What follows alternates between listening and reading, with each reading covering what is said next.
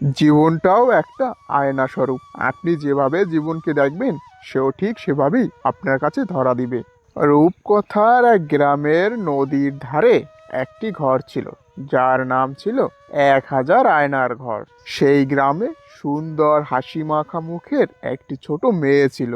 মেয়েটি একদিন তার বাবা মায়ের মুখে শুনতে পায় তাদের গ্রামের আয়নার ঘরের কথা। এর আগে মেয়েটি কোনোদিন ঘর থেকে বের হয়নি। সে প্রকৃতি দেখেনি, দেখেনি কোনো বাস্তবতাও। সে একদিন চিন্তা করলো যে সে ওই আয়নার ঘর দেখতে যাবে, কিন্তু একা একা যেতে সাহস না হওয়ায় সে তার সমবয়সী আরেকটি মেয়েকে সাথে নিয়ে গেল।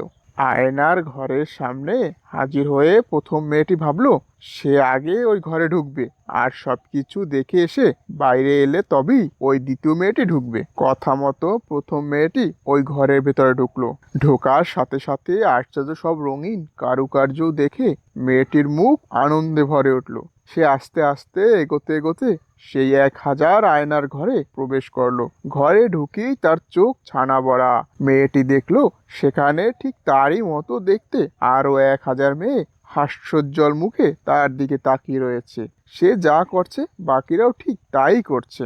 মেয়েটি এবারে সবকিছু দেখে অনেক মজা পেয়ে বাইরে চলে এলো এবং তার সাথীকে সব ব্যাপারে খুলে বলল, এবং বলল যে এমন সুন্দর জায়গা আমি আগে কখনো দেখিনি। সুযোগ পেলেই এবার থেকে আমি এই জায়গায় চলে আসব। সব কথা শুনে এবার দ্বিতীয় মেয়েটি কিছুটা ভয় ভয় মন নিয়ে ভেতরে ঢুকলো।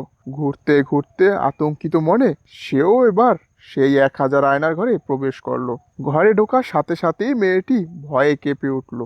ভয়ে মুখ ফ্যাকাশে হয়ে গেল, আতঙ্কিত হয়ে উঠলো। সে খেয়াল করলো ঠিক তারই মতো দেখতে আরো 1000 মেয়ে আতঙ্কিত আর ভয়ার্ত চোখ তার দিকে তাকিয়ে রয়েছে। মেয়েটি যেই ভয়েতে 2 হাত তুলে বলছে তোমরা কারা, সাথে সাথে বাকি 1000 মেয়েও 2 হাত তুলে ওর দিকে নজর দিচ্ছে। এবার মেয়েটি প্রচন্ড ভয় পেয়ে ঘর থেকে দৌড়ে বেরিয়ে এলো এবং প্রথম মেয়েটিকে বলল, শিগগিরই বাড়ি চল, এটা খুব বাজে জায়গা, আমি আর কোনোদিন এই জায়গায় আসবো না। জীবনটাও একটা আয়না স্বরূপ। আপনি যেভাবে জীবনকে দেখবেন, সেও ঠিক সেভাবেই আপনার কাছে ধরা দিবে।